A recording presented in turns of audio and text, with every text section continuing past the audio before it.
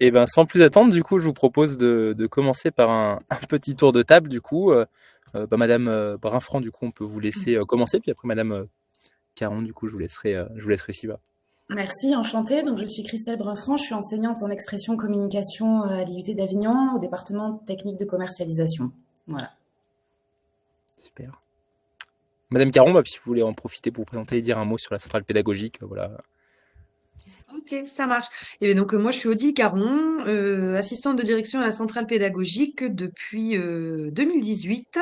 Et donc la centrale pédagogique, pour ceux qui ne la connaissent pas, c'est une association qui a été créée par des enseignants d'IUT et pour les enseignants d'IUT à la base. Et on propose donc de venir en aide aux collègues enseignants par le biais de webinaires, de séminaires, euh, de mise à disposition d'outils pédagogiques sur notre site. Et puis aussi, comme c'est le cas avec Be My Media, de proposer des partenaires sur notre store où vous bénéficiez donc en tant qu'adhérent à la centrale pédagogique de tarifs privilégiés. Voilà. Donc, Merci beaucoup. C'est vrai qu'on a le plaisir d'être partenaire, du coup, depuis 2 ans, je crois maintenant, de la centrale pédagogique des IUT. Donc, moi, je suis Valérian Pep, c'est je ça. suis l'un des 2 cofondateurs avec Be My Media, avec Bertrand Giffon de Be My Media. Excusez-moi, on est une entreprise qui existons depuis un peu plus de 5 ans maintenant, et notre métier, c'est de développer des ressources pédagogiques d'éducation aux médias à l'information, dédiées à l'accompagnement des pratiques informationnelles, plutôt des jeunes générations, en premier lieu depuis 5 ans, des étudiants sur vraiment tout niveau, tout type de filière, et depuis l'année passée aussi dans l'enseignement secondaire, principalement les lycées, et plus récemment les adultes en formation. On vous propose aujourd'hui ce petit webinaire pour voilà, vous donner l'occasion d'avoir un témoignage de l'utilisation de Be My Media et plus globalement du traitement de ces enjeux d'éducation aux médias à l'information dans un IUT avec Madame Christelle Brinfranc, avec la grande question suivante, hein, comment renforcer l'enseignement des compétences informationnelles au sein des IUT, qui va nous animer et nous rassembler là pendant les minutes qui vont suivre. On va tâcher de répondre à 3 questions, 3 grandes questions au cours de ces échanges. Et il y aura vraiment 2 parties. Une première partie, plus de présentation, de retour d'expérience, de témoignages, de partage, et une seconde justement où là, on vous laissera tout loisir, toute liberté pour poser vos questions dans le chat, éventuellement en vous invitant à monter sur scène si besoin pour les préciser. Mais on va en tout cas essayer de répondre à ces 3 sous-questions suivantes. Quelles sont les pratiques finalement informationnelles des étudiants en IUT, ou en tout cas quelles sont celles auxquelles on est confronté et dont on cherche via notre accompagnement justement à les développer? Quelles initiatives pour développer chez les étudiants une pratique plus éclairée de l'information? Et enfin, quels sont les résultats observés dans les différents départements de l'IUT d'Avignon en l'occurrence? Je vous propose, avant de donner la parole à Madame Christelle Brinfranc, une petite séquence introductive, en tout cas plutôt pour dégrossir, ouvrir en tout cas sur les enjeux dont on va parler aujourd'hui, en vous posant une première question, un petit sondage, un petit test.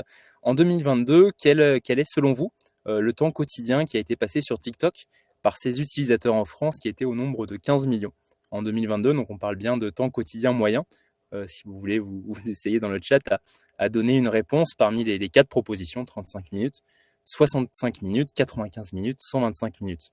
Je vous laisse quelques secondes pour essayer de répondre à cette question. 95, 125, 95, 95, 125, 65, et encore quelques réponses avant d'enchaîner. 65, 95, 125.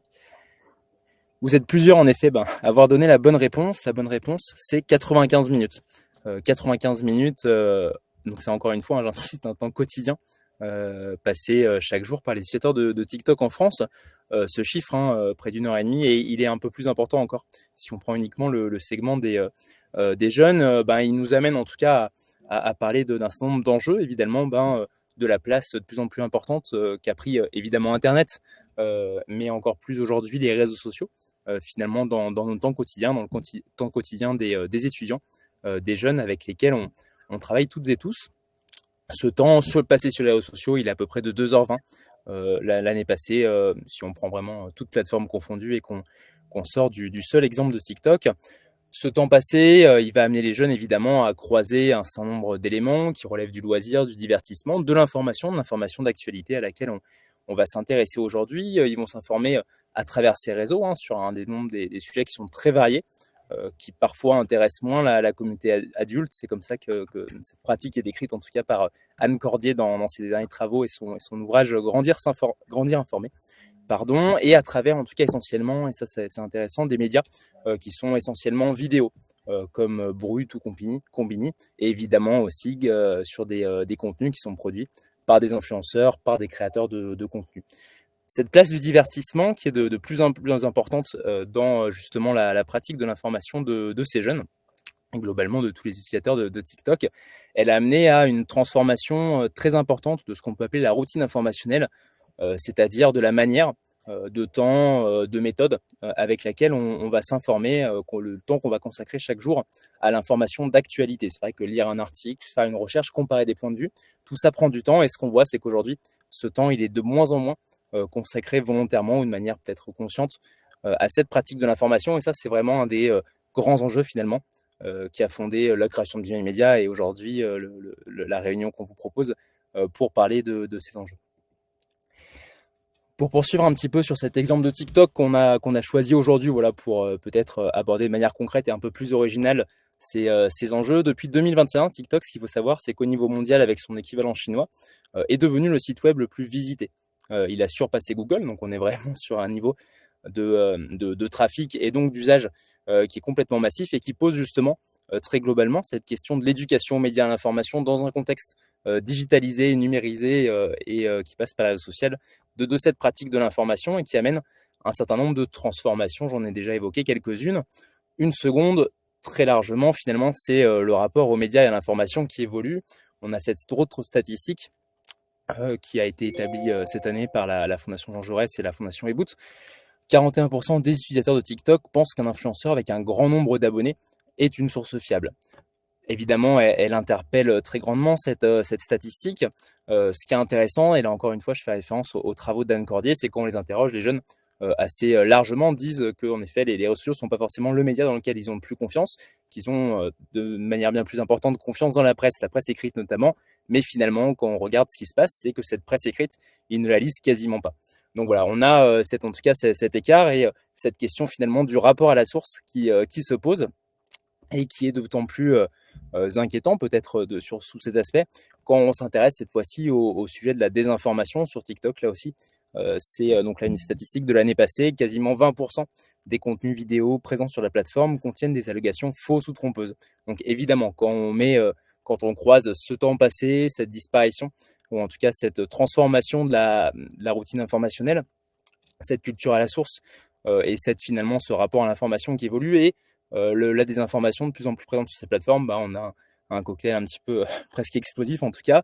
On s'intéresse aussi, si on s'intéresse aux logiques de captation du temps d'attention par ces plateformes, en tout cas tous ces éléments nous amènent, et j'en finirai là, à cette nécessité, vraiment nous en tout cas c'est ce qu'on porte comme mission à BeMyMedia, d'accompagner le développement d'une pratique plus éclairée de l'information qui mobilise plus de curiosité, plus d'esprit critique, qui a un rapport à la source, à la culture de la source qui soit plus établi, et aussi un rapport, en tout cas une culture technique du web, du fonctionnement du web, des modèles économiques de ces plateformes, de ces réseaux sociaux, de leur usage tout simplement, qui soit plus établi justement pour contribuer à une pratique plus éclairée de l'information.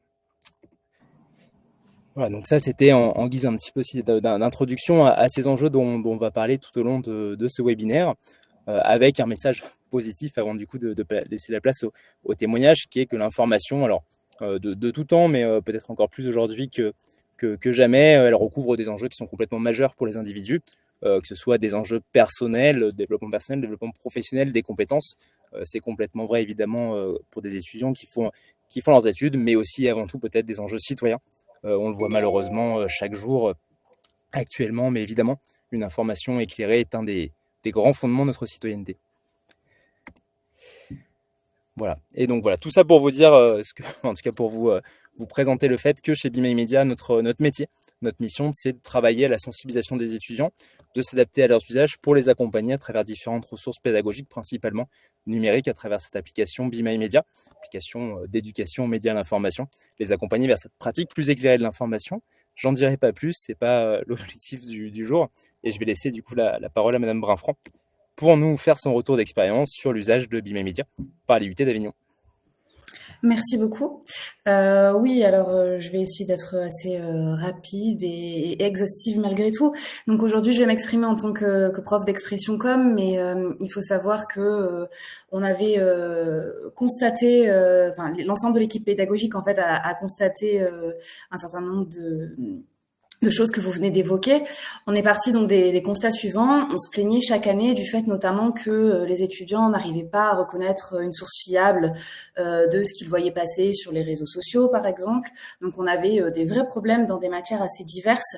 Mes collègues, que ce soit en marketing, en communication commerciale, en langue, enfin bref, dans toutes les matières en réalité, se plaignaient de cela. Et de manière plus générale, c'est un constat qu'on va retrouver également dans tout ce qui est bibliographie, de rapports de stage, bibliographie de SAE, etc. Bref, aujourd'hui, si je peux me permettre une expression un peu familière, il y avait à boire et à manger quoi, dans les sources qu'ils nous citaient. Évidemment, on a aussi constaté qu'ils avaient une pratique de l'information qui était extrêmement faible ou extrêmement biaisée, puisque en général, ce qu'ils connaissent de la presse écrite, c'est les notifications qu'ils vont recevoir des applications qu'ils ont sur leur téléphone, comme Le Monde, mais sans aller plus loin dans la lecture des articles. Et au mieux, parfois, les gros titres des chaînes d'infos continues, voilà, avec là aussi tous les raccourcis que ça peut contenir. Et enfin, le troisième besoin qui se faisait ressentir, c'était notamment pour les collègues en langue, une problématique au niveau de l'accès à la presse étrangère, même si, bien évidemment, comme la plupart des universités, nos étudiants ont accès à Europresse, etc. Mais c'est pas une pratique ils n'ont pas cette pratique-là, et puis c'est pas forcément facilement, voilà, c'est pas évident pour eux d'y aller. Donc on voit qu'on était sur des besoins qui dépassaient largement le cours d'expression communication. On avait vraiment identifié ces enjeux donc de développement des compétences de curiosité, d'esprit critique, de culture G, ces fameuses compétences dont on parle beaucoup. Et donc, évidemment, dans ce fameux contexte d'amplification de la désinformation auquel on est tous confrontés aujourd'hui. Donc l'idée, c'était de faire pratiquer l'information aux étudiants de manière un petit peu ludique, parce que jusqu'à présent je le faisais dans mes cours, mais j'avais pas d'outils en fait qui me permettaient de les aider à prendre en main cette information. Et évidemment, on s'est dit que c'était dans le cours d'expression com, vu que j'avais toute une partie de mon cours qui était axée sur la presse, que la mise en place de Be My Media, c'était ce cours-là qui s'y prêtait le mieux. Voilà. Donc au niveau de la mise en place concrète que fais-je en gros avec Be My Media, il faut savoir que je suis une jeune utilisatrice, on va dire ça comme ça. On a souscrit uniquement l'année dernière. J'ai commencé l'année dernière avec mes buts 1 et l'idée en fait ça va être de mettre en place Be My Media chaque année au fur et à mesure. Donc cette année je suis avec les buts 1 et les buts 2 et j'ai le projet pour les buts 3. Donc ce que vous voyez apparaître sur la diapo au semestre 5 n'est pas encore mis en place, mais ça devrait l'être l'année prochaine si tout va bien. Donc voilà comment j'ai procédé l'année dernière au semestre 2, puisque c'était au semestre 2 que je faisais toute ma partie sur la presse, tout mon cours sur la presse.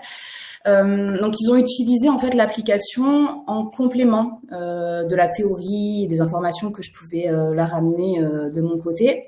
Et ils ont eu au cours du semestre 2 un objectif qui était assez simple, dit comme ça. Donc c'était avoir les 7500 points qui leur permettraient à la fin du semestre de participer à la fameuse grande épreuve avec donc une note qui est intégrée à la moyenne. Je suis un petit peu, je les ai un peu contraints, on va dire ça comme ça. Je les ai pas laissés libres d'utiliser ou non Be My Media. En gros, soit ils avaient les 7500 points et ils s'assuraient d'avoir minimum 15 sur 20, soit, et s'ils n'avaient pas 7500 points, la note était au prorata du nombre de points évidemment qu'ils avaient. Puis, ils passaient la grande épreuve en classe. Donc ça, c'était aussi une des exigences que j'avais, c'est-à-dire je les ai pas laissés passer la grande épreuve seuls à la maison sans pouvoir m'assurer que ce soit bien eux qui la passent. Donc ils avaient une date, ils savaient que pour cette date-là, ils devaient avoir leurs 7500 points. Sinon, je les ai fait sortir de la salle, mais il y en avait très très peu, donc ça s'est très très bien passé. Et quelle que soit la note finalement qu'ils obtenaient à la grande épreuve, ils avaient un minimum de 15 sur 20. Et s'ils obtenaient plus de 15 sur 20 à la grande épreuve, ils avaient la note obtenue, donc 16, 17, 18, 19, voire 20 si tout se passait bien pour eux. Donc tout au long du semestre, en fait, pour avoir ces 7500 points, il fallait à la fois qu'ils pratiquent l'information par la lecture articles qu'ils jugeaient intéressants puisqu'ils pouvaient personnaliser vraiment leur fil d'actualité. Enfin là, pour le coup, il y avait aucune contrainte de ma part. Ils pouvaient lire sur tous les sujets qui étaient susceptibles de les intéresser. Et en même temps, il fallait qu'ils s'approprient donc le contenu pédagogique qui est proposé par l'application sous forme de fiches récapitulatives pédagogiques. Donc, ils devaient valider l'ensemble des saisons, en gros, sur le semestre 2, en consultant les fiches pédagogiques, en réalisant les différents défis qui sont proposés par l'application, faire une petite revue de presse, envoyer un article, enfin, je les ai plus en tête, mais des choses comme ça. Et enfin, valider tous les quiz de fin de saison pour pouvoir passer à la saison suivante. Donc ça, c'était ce qu'ils ont fait l'année dernière. Je reviendrai un peu plus tard sur les résultats. Ce semestre, vu que ce sont mes étudiants débutants de l'année dernière qui sont en but 2 désormais et qui connaissent déjà l'application, ils vont travailler en autonomie toute l'année. En gros, ils connaissent l'application, ils ont juste pour consigne d'avoir 7500 points par semestre pour avoir une bonification sur leur note de CC. Voilà, je suis sur le semestre, enfin sur l'année, le but 2, on va dire, je suis pas extrêmement exigeante parce que c'est pas le cœur de mon propos au niveau du programme. Mais l'idée, c'est qu'ils continuent à pratiquer, en fait. Je veux pas les perdre complètement, donc toujours avec l'idée de la carotte à la fin. Ils savent que voilà, s'ils font bien les choses, c'est pas très compliqué à faire. Maintenant, ils y ont pris goût en plus, donc ils peuvent avoir une bonification qui peut être sympa pour eux à la fin du semestre. Et ce qu'on va faire en semestre 5 l'année prochaine. Donc, il faut savoir qu'en semestre 5, je les fais travailler sur des dossiers de presse, sur des thématiques, on professionnalise un peu les écrits, donc sur des thématiques plutôt professionnelles ou en relation avec leur entreprise dans laquelle ils sont en alternance ou ce genre de choses. Et donc là, l'idée, c'est de vraiment aujourd'hui, mes buts 3 travaillent uniquement justement avec Europress ou avec ce qu'ils ont, enfin l'accès à la presse qu'ils ont sans utiliser l'application Be My Media.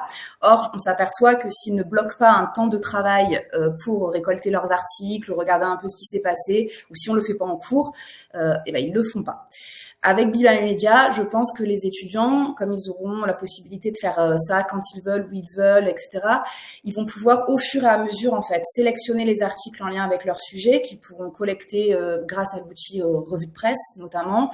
Et ensuite, quand il faudra les utiliser en cours ou à l'écrit, ils pourront directement les retrouver. Et donc, ça simplifiera grandement leur travail de collecte des articles pour la constitution du dossier de presse.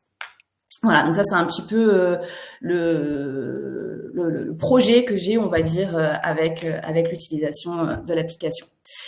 Je Juste me peux... permettre, Oui. pardon, juste pour peut-être pour recontextualiser pour les personnes qui nous écoutent et qui n'ont pas forcément déjà vu l'application Be My Media, Oui. on va retrouver en fait dans cette application deux grandes dimensions, si vous voulez, deux grands volets.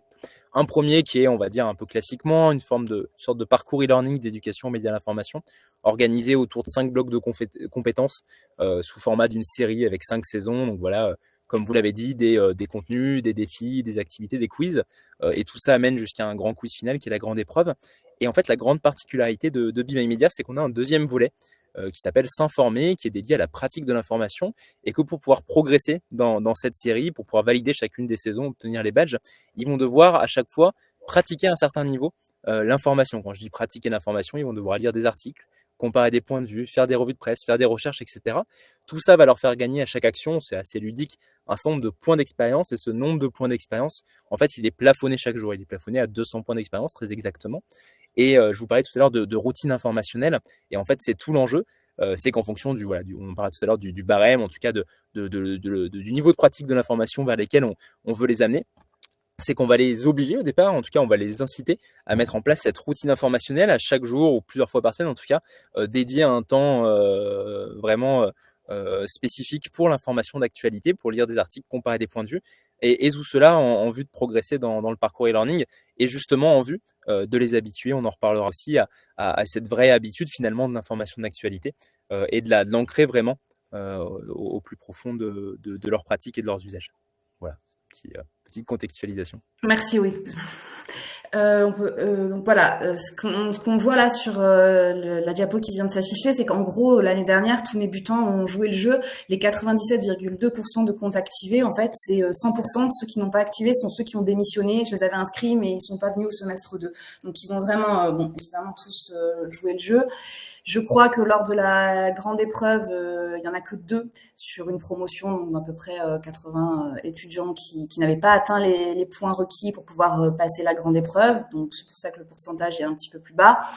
Et on voit quand même que ils ont lu pas mal d'articles sur les 4 mois d'utilisation de l'application.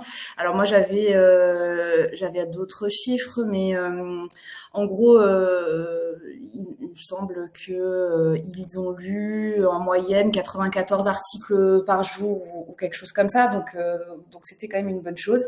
Et ce qui m'intéressait dans les chiffres là que vous montrez, c'est aussi qu'il y en a quand même 86% qui ont continué à s'informer après la période d'évaluation.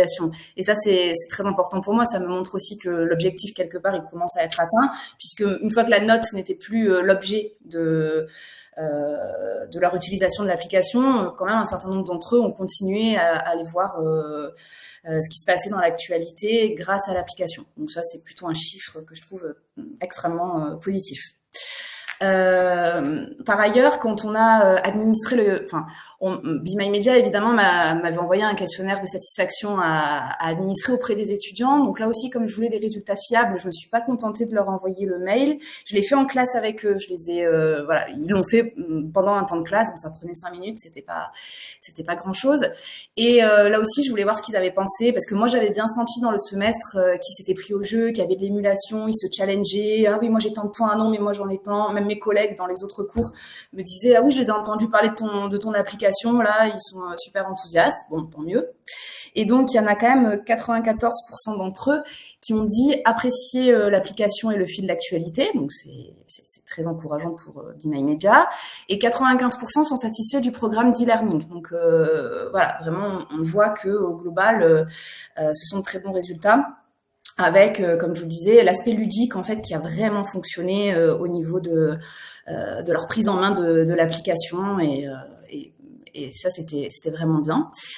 Ce qui est ressorti aussi de ce questionnaire de satisfaction, et ça c'est une bonne chose, c'était que le besoin qu'on avait pointé au départ, il était réel, c'est que beaucoup ont trouvé que l'avantage principal c'était l'accès à la presse anglophone, voire internationale en fait. Pour eux, c'était le gros point positif de l'application, ainsi que l'accès à la presse professionnelle. Donc peut-être des choses évidemment qu'ils ont moins l'habitude par eux-mêmes d'aller voir, ou qu'ils trouvent moins facilement dans leurs différentes recherches. Et puis, bien entendu, le fait de passer par l'application, c'est l'autre avantage, hein, on l'a dit, c'est qu'ils peuvent consulter l'actualité quand ils le souhaitent, où qu'ils soient. La plupart d'entre eux disent l'utiliser en rentrant des cours ou dans les transports en commun. Ce que je peux comprendre en fait, hein, quand on est dans le bus et qu'on a rien d'autre à faire en quelque sorte, autant faire ce qu'a demandé la prof d'expression com. Mais en même temps, comme on le disait avec Aurélie, avec qui on avait fait le débrief, il faut dire que c'est une victoire dans le sens où c'est aussi des moments qui sont habituellement consacrés aux réseaux sociaux ou à des jeux. Enfin, on sort le téléphone, on se perd un peu sur différentes applications. Bah, autant que ce soit sur une application qui leur permet d'accéder à la presse. Donc ça aussi, c'était une petite victoire. Et donc en moyenne, hein, comme je vous le disais, la moitié des étudiants ont utilisé l'appli plus de 7 minutes par jour. Moi, je trouve que c'est pas si mal, 7 minutes malgré tout pour lire des articles. Et 60% d'entre eux, plus de 4 jours par semaine. Donc on voit que cette idée de routine, elle s'est vraiment intégrée. C'était pas juste je le fais une fois de temps en temps pour gagner des points et pour avoir la note qui va tomber à la fin. Là, ça s'est vraiment installé comme une routine. Et quand on leur a demandé ce que ça avait changé pour eux dans leur pratique, donc c'était une question ouverte. Donc les réponses que je vais vous faire sont leurs propres mots, hein, ce ne sont pas les miens, mais ils ont répondu que ça leur permettait de s'intéresser à l'actualité, de faire attention aux fake news, donc on est pas mal là aussi, de mieux analyser, de prendre les points de vue de la presse étrangère. Voilà, donc là encore, plutôt des choses positives. Et pour moi, l'objectif était atteint. Oui. Ah, pardon, non, c'est. Non, j'ai cru. Dans tout ça, il y a quand même voilà, des petites pistes d'amélioration à évoquer, hein, puisque je suis pas là, je suis pas du tout là pour faire la publicité de l'application. Pour le coup, j'ai pas d'action chez Be My Media et je fais juste un constat. Donc à titre personnel, je sais que cette année, je ne vais pas utiliser le barème qui a été fourni par Be My Media au moment où j'ai commencé à utiliser l'application, notamment sur les premières années, comme je vous le disais tout à l'heure. L'idée, c'était que s'ils avaient 7500 points, ils avaient automatiquement 15 sur 20. Donc ils savent que 15, enfin, pour eux, c'est l'occasion d'avoir une bonne note dans une matière avec laquelle ils sont pas forcément tous très à l'aise, donc ils le font. Mais moi, dans mon but, mon but était quand même qu'ils acquièrent les compétences et les savoirs qui étaient mis à leur disposition dans les fiches pédagogiques. Or, ce qui s'est passé, c'est que plus de la moitié d'entre eux n'ont pas validé la grande épreuve. Il y a eu des notes qui peuvent être très mauvaises, 2, 4, 6, 8, parce qu'en fait, ils ont fait ça sur le moment, ils ont validé leur saison, ils étaient sûrs d'avoir 15, et donc après, ils ont absolument pas révisé pour l'évaluation finale. Donc cette année, ça va changer, et s'ils peuvent avoir 15 avec leurs points, mais s'ils ont 4 à la grande épreuve, il va falloir que je modifie pour pas qu'ils leur mettre un 15, parce que c'était pas l'objectif que je m'étais fixé. Bon, ça, c'est ma pratique à moi personnelle. Et ensuite, donc des petits points que j'avais fait remonter, hein, aussi, je prends personne au dépourvu par rapport à l'application. Il y a 2 choses qui m'ont un peu posé problème, dont une qui devrait être réglée. Donc c'est pour ça que j'en parle d'autant plus facilement que ça a été éventuellement un des questionnements que j'ai eu en fin d'année pour savoir si je la réutilisais ou pas. C'était notamment que les étudiants n'ont pas accès aux articles, du moment que c'est une presse payante, les étudiants n'ont pas accès en fait à l'article entier, ils n'ont accès qu'à la version gratuite ou qu'au début de l'article, comme on peut l'avoir sur les différents sites des journaux. Or, vu qu'on a accès à Europress, etc., bon, ça leur permet de repérer des articles pour éventuellement ensuite aller sur Europress, chercher par date, etc., mais c'est pas évident. Donc là, je crois savoir que c'est un point qui a été réfléchi aussi par Be My Media et que peut-être ça devrait se résoudre, qu'on puisse avoir la totalité des articles si les étudiants ont accès à Europress par les universités. Et le deuxième petit point qui m'a interpellée, mais je peux pas leur jeter la pierre parce que moi j'ai fait pareil quand j'ai testé l'application pour voir un peu ce que ça donnait. Pour avoir les points, en fait, il suffit de cliquer sur l'article, puis on peut sortir tout de suite. Et ça génère les points du fait qu'on ait lu l'article. Or, moi, je le lisais pas forcément, hein. Je cliquais, je ressortais et ça me donnait mes points. Et je pense que si moi je l'ai fait, les étudiants l'ont probablement fait aussi. Donc, ce qui me permet de le nuancer, c'est qu'ils sont quand même restés en moyenne 7 minutes. Donc, ils ont quand même dû vraiment lire les articles. Mais il y a un truc à gérer, là, je sais pas comment, sur le fait qu'il faudrait un temps minimal ou je sais pas, quelque chose pour s'assurer que quand même ils y restent un peu et c'est pas juste je clique et j'ai les points et ça suffit. Et je m'arrête là. Bon, après, comme c'est mis, on l'utilise aussi à travers des exercices, etc. Il faut bien qu'ils lisent les articles. À un moment donné, c'est notre rôle à nous. Enfin, il faut que moi aussi, je les induise j'arrive à aller lire l'article pour qu'ils en ressortent quelque chose. Et c'est ce qu'on va faire avec les dossiers de presse ou avec des revues de presse qu'on a mis en place également cette année en butin. Voilà, mais donc au global, ma pratique de Be My Media, évidemment, elle est très concluante. Sinon, on n'aurait probablement pas reconduit ça cette année. Et puis, j'envisagerais pas une progression sur 3 années. Les étudiants de But 2 cette année étaient ravis finalement d'avoir à nouveau à utiliser Be My Media. Donc ça a fait plaisir à tout le monde. Et puis voilà, avec les quelques améliorations que j'ai indiquées, on sera pas loin. Voilà, enfin, ce sera très très bien. Et c'est pareil, une toute petite contextualisation et merci beaucoup pour ces éléments dont on avait parlé évidemment en amont. Sur le bouquet de sources en effet à disposition dans la version on va dire, de base de Be My Media, c'est en effet un catalogue d'un peu plus de 500 sources d'informations. Alors il y a la presse, vous l'avez dit, presse internationale, nationale, locale, il y a des médias spécialisés, des communicants aussi institutionnels, professionnels. Donc voilà, tous ces médias et en effet ne sont agrégés dans cette version dite de base que les contenus gratuitement accessibles pour chacun de ces éditeurs. Normalement, on fait le tri des contenus abonnés. Alors, il y a une petite marge d'erreur, mais qui est assez faible normalement cette année. Et en effet, on est notre équipe technique qui travaille sur ce chantier justement de mise en place d'un possible partenariat, enfin possible, on espère en tout cas partenariat avec Europress pour pouvoir proposer un deuxième type de bouquet pour les établissements comme vous qui seraient en contrat en tout cas, qui ont à disposition Europress par ailleurs. Donc, c'est quelque chose qu'on travaille, sur lequel on espère aboutir prochainement.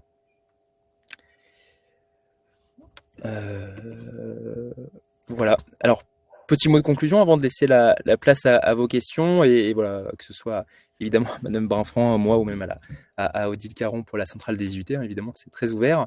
Bon, vous l'avez compris, je pense, sur les enjeux et du coup, voilà, alors, c'est très prochainement puisque le lancement est dans 2 jours, c'est mercredi. Mais dans le prolongement un petit peu de cet engagement, je ne l'ai pas forcément dit en introduction, nous sommes une entreprise à mission au sens de la loi, mais c'est pas qu'un vernis marketing puisqu'on s'est créé sous ce statut-là dès qu'on a créé la société avec mon cofondateur Bertrand Giffon en 2018 pour justement porter cette mission de contribuer au développement d'une pratique plus éclairée de l'information. Et dans cette lignée, on organise à partir de mercredi jusqu'à fin novembre la première édition du concours national d'esprit critique qui est cette année en plus sous le patronage de la Commission française pour l'UNESCO. Donc c'est un concours qui est ouvert à tous nos établissements évidemment partenaires, mais aussi plus largement à tous les établissements de l'enseignement supérieur et de l'enseignement du secondaire qui souhaiteraient pour cette quinzaine du coup prendre part à cet événement. Donc les inscriptions sont encore possibles hein, jusqu'à la fin de la semaine, courant de semaine prochaine, voilà, pour avoir un petit peu de temps pour laisser à leurs étudiants ou à leurs élèves pour participer. Très simplement, c'est un concours de revue de presse autour d'un sujet cette année qui est la question de l'éducation dans le monde, de la jeunesse, des questions d'égalité. Qui ont très largement cette question d'éducation, d'objectif de développement durable numéro 4. Donc voilà, très simplement, si le sujet vous intéresse, vous pouvez sur notre site assez facilement vous inscrire et très librement, très gratuitement même, bénéficier du coup de l'application Be My Media pendant 2 semaines, vraiment pour cet événement très spécifique de concours national d'esprit critique qui va prendre la forme d'un concours de revue de presse sur ce sujet-là avec différents prix. Tout est expliqué. Et on aura, et là aussi ça peut vous intéresser, en tout cas une cérémonie qui sera organisée dans un IUT d'ailleurs, mais pas le vôtre, celui du coup de Créteil-Vitry, le 12 décembre, mardi 12 décembre, une cérémonie de remise des prix avec une table ronde avec voilà, différents intervenants de très grande qualité sur ces sujets de la pratique de l'information et l'esprit critique chez les jeunes et qui sera retransmise en live, en streaming sur YouTube, sur LinkedIn, voilà, aussi bien à destination des jeunes que des enseignants. Donc voilà, c'était l'idée aussi de vous faire connaître cet événement si jamais vous souhaitiez aller un petit peu plus loin à l'issue de ce webinaire. Eh bien merci, on a tenu le timing, du coup on s'était donné 30 minutes pour cette première partie un peu plus, on va dire descendante, en tout cas de présentation d'échanges. L'idée c'est qu'on ait encore une vingtaine de minutes, voilà, donc on est là pour prendre toutes vos questions, vos remarques. N'hésitez pas du coup à nous les formuler dans le chat ou dans l'outil questions directement de Livestorm, de la plateforme. Voilà, on est à votre écoute désormais. Alors, je vois qu'il y a des personnes qui sont en train d'écrire.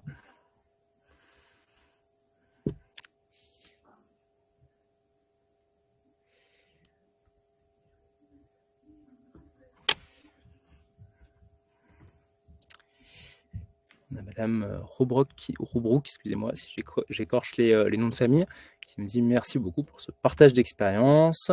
Savez-vous à quelle échéance le partenariat avec Europress pourrait être effectif?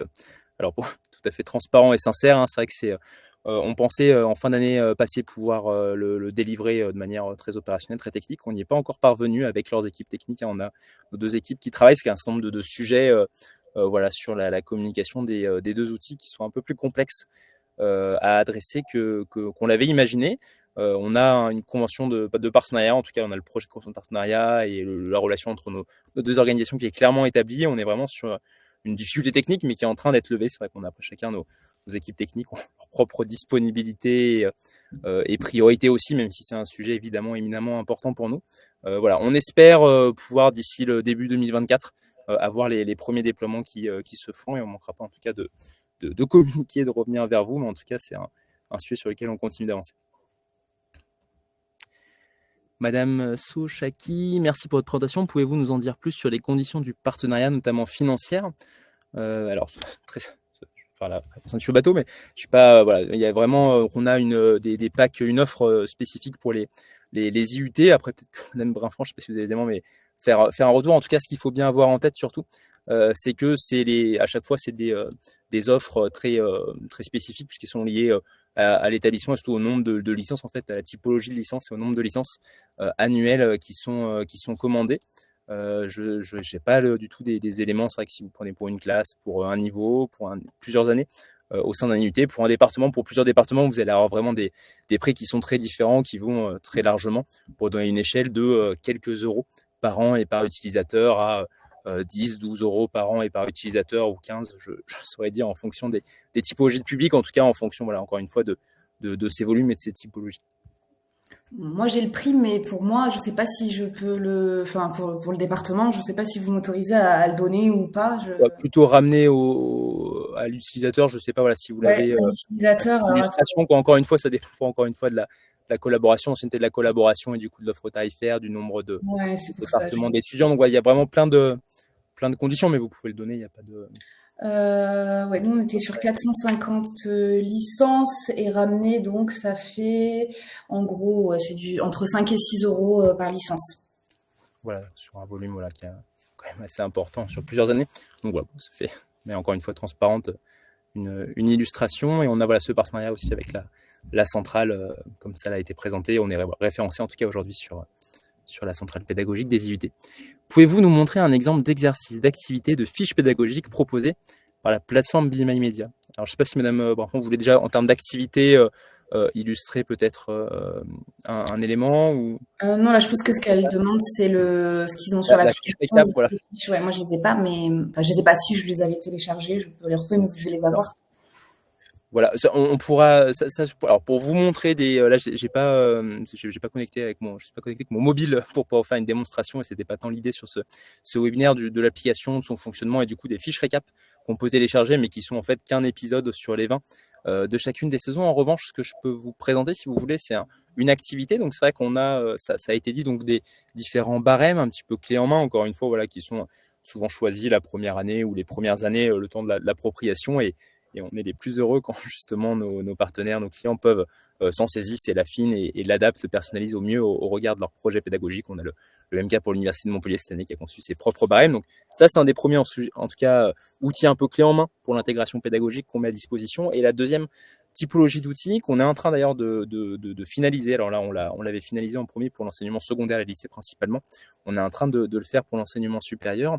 Ce sont des fiches activités pratiques qui puissent, donc une par saison, 5 activités pratiques qui puissent permettre justement, au-delà d'un usage individuel et en autonomie de l'application, faciliter un usage collectif et en présentiel, qui sera d'ailleurs soutenu par la livraison prochaine, en tout cas le déploiement prochain, d'une version web accessible sur le navigateur, et dont justement une des vocations est aussi de favoriser un usage collectif. On a par exemple un format de revue de presse. Donc nous, on fait aussi des revues de presse chez Be My Media qu'on diffuse à l'ensemble des étudiants. Il y en a une qui s'appelle Une Actu 5 points de vue. Donc une Actu 5 points de vue, chaque semaine, on va prendre un grand sujet de l'actualité et l'éclairer nous-mêmes. Donc là, c'est notre équipe pédagogique qui fait ça chaque semaine, avec 5 articles, 5 lignes éditoriales, 5 types de traitements, 5 types de sources très différentes. Et donc, on a une activité pratique où en sous-groupe, justement, on a une petite grille d'analyse de chacun des articles. Les étudiants vont du coup article par article déterminer quel est le type de média, quel est l'auteur, quel est le type de traitement, est-ce qu'il y a une éditoriale attachée à la source, quelle est l'opinion qui est développée, etc. Et donc pour pouvoir mettre en perspective et vraiment avoir cette grille un petit peu analytique, si vous voulez, sur les 5 articles de cette revue de presse. Le travail est fait en sous-groupe et ensuite partagé au niveau collectif, avec cette idée, voilà, là pour le coup en classe et en collectif, de travailler sur la comparaison de points de vue, la mise en perspective de différents articles, différents tutoriels, différents types de traitements, différents angles, etc. Voilà. Donc on a 5 fiches activités là aussi qu'on pourra vous présenter éventuellement plus sur un temps de démonstration. Encore une fois, c'était pas tant l'idée aujourd'hui. Voilà. Merci. Monsieur Bonneau, avez-vous des retours d'expérience sur la fresque de l'information et le lien avec l'utilisation de l'application? C'est vrai qu'on n'en a pas parlé. Je ne crois pas que vous la fassiez, Madame Brinfran, dans la l'unité d'Avignon. La fresque de l'information, alors en effet, c'est bien aussi une autre ressource pédagogique qu'on a développée et qu'on déploie chez Be My Media. Vous connaissez très probablement aujourd'hui la fresque du climat, la fresque du numérique, ce type d'outils en tout cas qui sont des sales games, des jeux de cartes qui ont pour vocation d'outiller l'animation de temps de prise de conscience, de sensibilisation.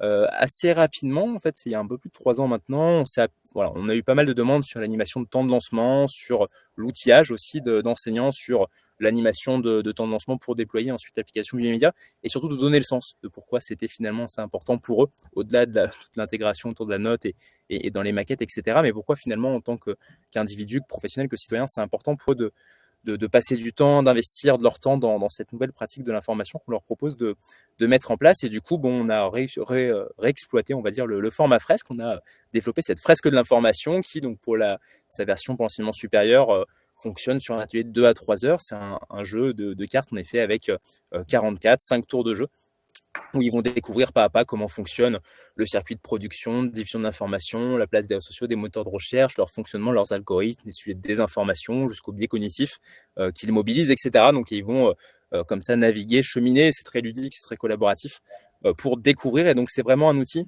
de découverte, de prise de conscience, de sensibilisation qui a vocation à renforcer l'engagement justement par le fait qu'on y a donné du sens, qu'on a maximisé le sens qu'on peut y donner.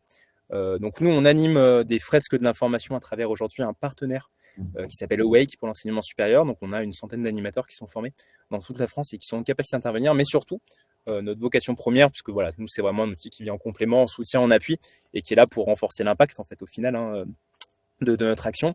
On a développé une académie de formation de formateurs, principalement justement dédiée à l'animation de la fresque de l'information. On a un format intra ou interne dans les établissements pour former les équipes pédagogiques. On a surtout, et ça c'est pareil, c'est une nouveauté du mois de novembre, on n'a même pas communiqué dessus encore, un petit peu en avant-première du coup, une plateforme e-learning voilà, qui permet de se former en complète autonomie à la fois la découverte du format pédagogique, mais aussi de ses contenus, et ensuite d'aller sur les premières animations en autonomie.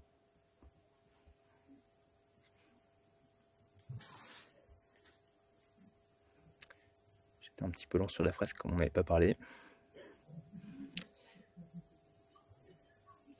Alors, je crois qu'il y a encore quelques personnes qui sont en train de taper sur Livestorm pour prendre les dernières questions.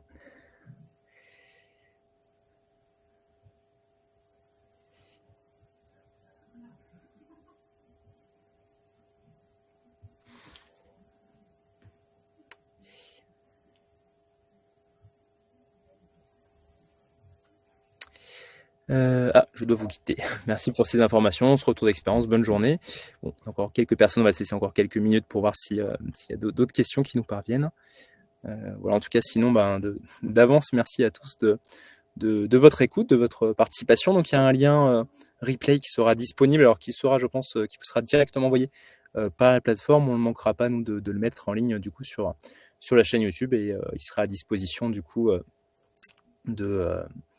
des personnes qui ont assisté aujourd'hui, qui sont inscrites ou qui l'ont pas été d'ailleurs. Ces formations à la fresque de l'information sont-elles dispensées via les universités ? Alors non, elles sont vraiment assurées pour le coup par notre équipe. Donc aujourd'hui, on a nous développé vraiment sur un format e-learning cette formation dont je vous parlais. Sinon, en session intra, on a déjà fait peut-être une dizaine cette année pour des universités, des écoles de commerce, des IUT même d'ailleurs et des IAE.